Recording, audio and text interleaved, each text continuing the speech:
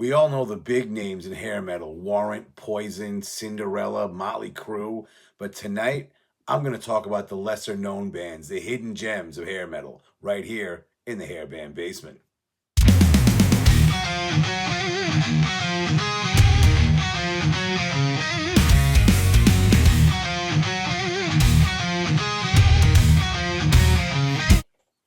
All right, tonight I'm going to talk about some hidden hair metal gems. Some people that might be into the music heard of these guys, some maybe not. I mean, it depends on what you were into. A lot of these bands I was into back in the day, but I know a lot of people that knew nothing about these bands and discovered them way later. One band I'm going to leave out because I might do a separate episode on them. One of my favorite bands from the genre, if not just in general. Lillian Axe, great band. I don't want to make everything about them, so I picked 5 other albums that should have been bigger. Again, hidden gems. Though I know some people have said to me, "Hey, I never heard of Lillian Axe," where you started talking about them. Hopefully, I can spread the word of these bands as well. Let's get busy.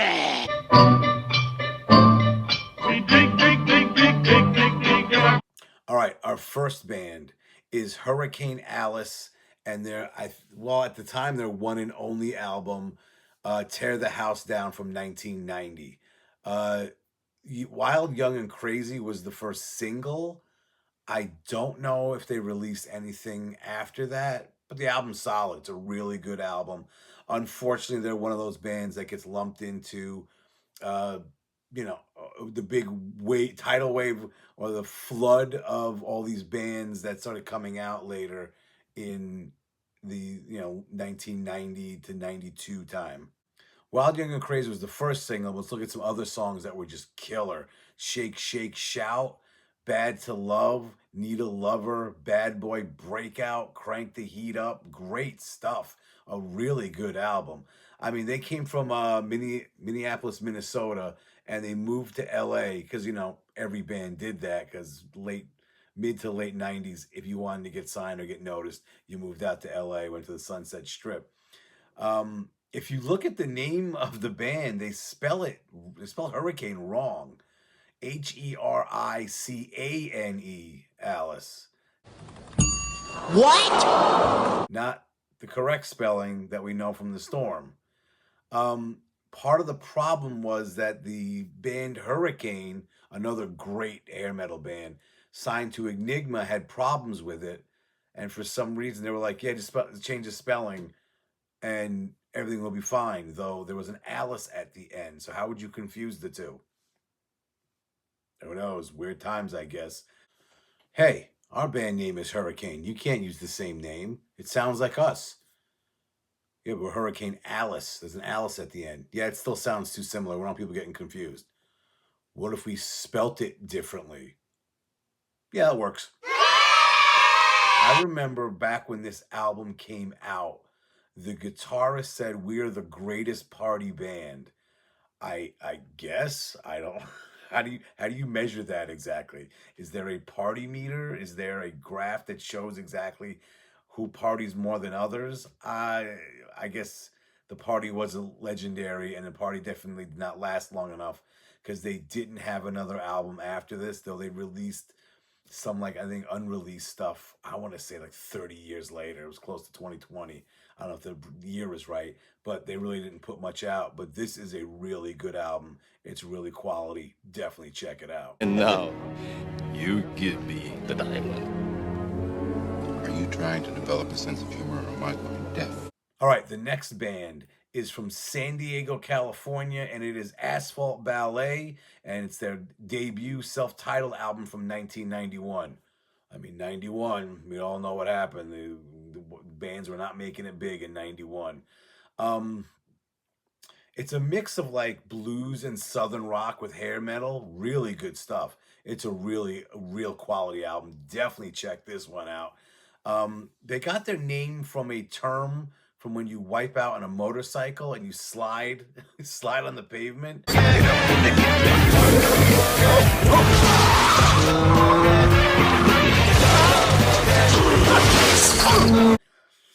That's a hell of a name right there. A pretty cool name, actually. Their first single was Soul Survive, and that's what got me to buy the album. Uh, and it was big on. First of all, look at this fucking cover, though. I gotta make a comment about this cover. I don't know what the hell's going on here. Some big fat baby thing at the top on a car, or was it an angel? I don't know what this shit this is. But there it is. Maybe you'll make my my next episode of worst album covers. It's just weird. I'm not sure what that's supposed to be. But when they were on Headbangers Ball used to have like this call-in matchup where whatever, they put two videos against each other. People would call in, and then the next week when the show was on again, they would say which one won. And their video for Soul Survive, for like 2 months, constantly won every week they were on. Again, they go up, so they went up against Ozzy and the Cult and other big names and destroyed them. They did have a follow-up album called Pigs, but that was after their lead singer Gary Jeffries left, and I think what was the name of his band? Tommy Dean sang on the second album. Second album's not bad. I'm not going to say it's bad, but the first album is just killer. Let's look at some songs they have. The other singles, and Soul Survive was the first single. Then you had Tuesday's Rain and Unlucky Mr. Lucky, which are great songs. Then you had Hell's Kitchen to lead off the album, which is great.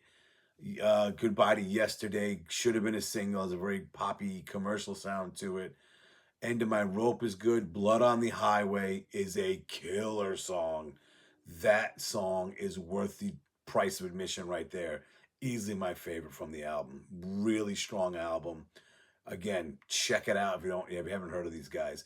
I actually saw these guys play live in a small club on Long Island when they were touring for their debut. Really good live band as well. But yeah, I strongly recommend this one. Definitely go check them out. I'd like to take a moment to thank you all for watching and plug some of my other things that are going on, my other projects. First, you can find me on X, formerly known as Twitter, at HB Basement, always talking music there. And you can also catch my radio show every Friday night at 8:30 Eastern Standard Time on Stationhead. Just download the app and you can hear rare tracks and deep cuts from this awesome genre of music. Now, back to our regular programming.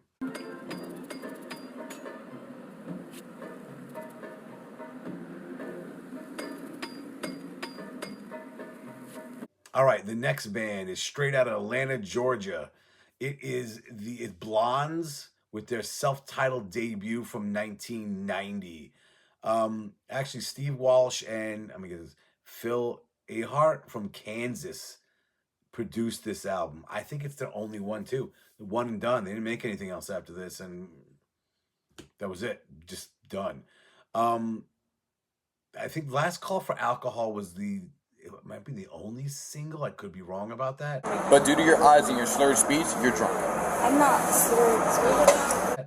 I don't remember hearing anything about these guys, seeing videos by them. At the time, I remember getting this. I don't remember why I got it. Maybe it was an ad from a magazine. I knew nothing about them. Popped it in. Really solid album. Think of kind of like almost like a heavier Bon Jovi. Not quite Bon Jovi. I'm not going to say that's a weird comparison. It's the closest I can think of, though. Their lead singer, Nathan Utz, like the potato chips. He came up with the name of the band. He wanted to name it the Dirty Blonds and then just shortened it to Blonz, Blonz. Who needs spelling when you're rocking? He said it was just a coincidence that everyone in the band happened to have blonde hair. And they even got a couple of members later after the name, and they also happen to have blonde hair. Like, yeah, okay, that wasn't planned. Like, what if some guy with darker hair, like brown hair, comes in and shreds on the audition? And like, oh, we really like what you're playing, but would you be willing to dye your hair blonde? Like, why? That's the thing, bro. That's what we do. If you don't like it, hit the bricks. Good luck to you. If not, get out. Goodbye. Some of the really good tracks off this one's one of my personal favorites. Miracles, the lead-up song, really good. I'm surprised that wasn't a single. One and Only is a good tune. Troubled Child's a good one. It's the same as really good. Hands of Love, I'm surprised that one, and the two ballads, Rainbow and What's on Your Mind, those should have been released as singles. I think any one of those could have been big. Again, I don't know what happened to them. I don't know why they didn't release more singles. Again, it's that big flood of hair bands, and some of these things get washed up and swept away, and people forgot about them. Did you ever see the like? A nice piece of crystal, O'Brien. The next band, these guys are from Indianapolis, Indiana. I'm talking about Sweet FA and their debut album, Stick to Your Guns. An unbelievably good album. So fucking good. I mean, I found out about these guys through all the hair metal magazines, whatever you want to call it. I used to read a lot of Hit Parader, Metal Edge. They were talking about these guys a lot. They would always have a big articles. It wasn't just like a little blurb. Big articles on these guys. Sweet FA, they're recording their new album. Their new album's done being recorded. Their album's gonna be released. The big album release. All this stuff they kept talking about. I remember me and my friend Tony would read this, go, I can't wait for this album. We heard nothing about them. Had no idea what they sounded like. Never heard a song. And then when it got released, I bought this thing on cassette because I'm an old fuck. And it is killer. Oh, such a good album. I mean, some of the great songs on this. I mean, well, Rhythm of Action was a single. I don't remember that, seeing that or being out at the time in 1990 when this thing was released. I want to say I saw it a couple years ago. I had no idea they had a video. Some other great songs. The leadoff song, Prince of the City, is a killer song.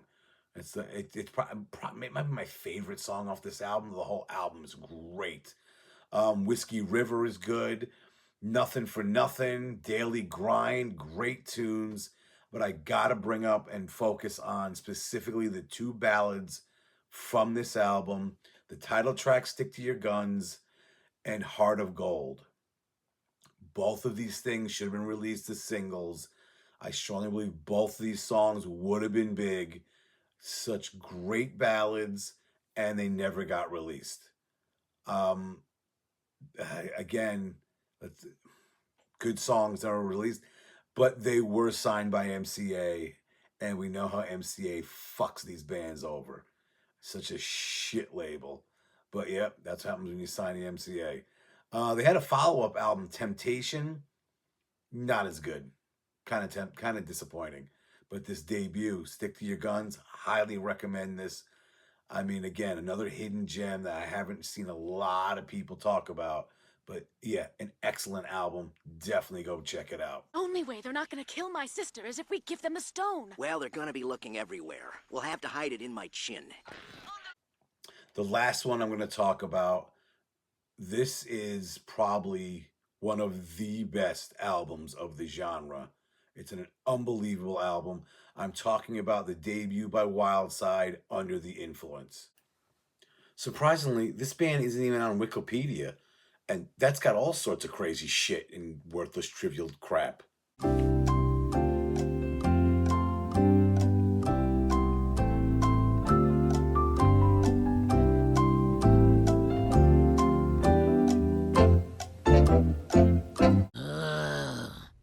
I mean, people complain about this cover. I don't think it's bad. I don't mind it. I mean, I get it. It's a girl fucking, not a girl fucking. It's a little girl. I guess she's under the influence of being a spoiled rich brat. I guess what that is. I don't know what's going on there. Her influence is to be like a rich debutante at her pool. All right, so this thing was recorded at Eddie Van Halen's 5150 studio in his house, and there's plenty of stories about the band partying and hanging out with him, and this thing taking a while to get done because of it. If you haven't heard of Eddie Van Halen, he's a guitarist. Make sure you guys are caught up. Definitely check them out. They're a little known band called Van Halen. The album didn't do a lot because it was released in 92. And sadly, by 92, this kind of music was not in anymore. So, I mean, grunge was really starting to take off, as shitty as it is. that grunge was too busy ruining fun and music for stuff like an album like this to get big. Seattle! Stop it! You're killing me! Seattle! And after this album was released, maybe a year or so after, because they went on tour for this, they opened up for a couple of bands and they went on tour on their own, and that's probably the high point of their career. But then after that, all the big all the big record company execs got rid of them. Just cleared house and goodbye. You're fired! Huh? Bye. And usually for a band, if you are signed by a label and the guys that signed you and liked you were gone, you were done. And yeah, basically they had a pretty ironclad 5-album contract with Capitol. And once they switched everybody, they were like, goodbye, hit the bricks. Don't care. Good luck to you. They put out a grunge sounding album in 1995. I couldn't tell you the name of the album, the songs on it. I don't care. Don't care. But Under the Influence is an unbelievably good album. And there's plenty of people out there that would agree with me. So let's look at, Hang On Lucy was the first single, and that's what got me to buy the album. I saw it on Headbangers Ball and was like, I got to get the album. The song's good. It's my least favorite off the album, and that shows how great this album is. Nothing again. I'm not bashing the song. I'm not saying it's not a good song. It is, but this whole album is fucking killer. Let me just go through the songs. I could just read the whole track listing. Every song is great. Let me go through a few here. So Far Away, Monkey See, Monkey Do, which those lyrics kind of apply today still. How Many Lies, Looks Like Love, should have been a single. Great song. Hair of the Dog, Heart and Soul, Clock Strikes. Again, I can just read off every single song from this album. It is that fucking good. And the ballad, Just Another Night, should have been a huge song. If this album came out in 89, maybe even 90, I think this thing would have been unbelievably huge. I mean, these guys would have been a household name. Unfortunately, 92, again, grunge was shitting all over music, and if you sang anything about anything fun or had a good time on stage or looked like you enjoyed playing music, you were out. All the record companies said, nope, we're done. We're going to have these dirty flannel-wearing people be the face of our companies now. And MTV was like, we're not playing these videos, and that was that. Dark days. But think about it. I have a show about hair metal. I don't know how many shows are out there or YouTube channels are out there about grunge. Hey, if you got one, God bless. I don't know what to tell you. I don't like that. I mean, this is my music. All right, so those are 5 albums, hidden gems. We all know the big names, but these 5 albums, great stuff, not as well known. I would highly recommend them. Definitely check them out. And with that, like, subscribe, share, ring the bell, or go to hell. All that YouTube shit that everyone's got to say to get more people to click like buttons and subscribe and all that crap. Well, until the next time, keep your hair high and your metal horns even higher.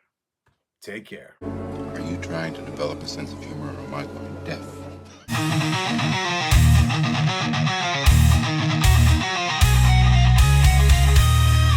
Brian, what the hell are you talking about? I don't know.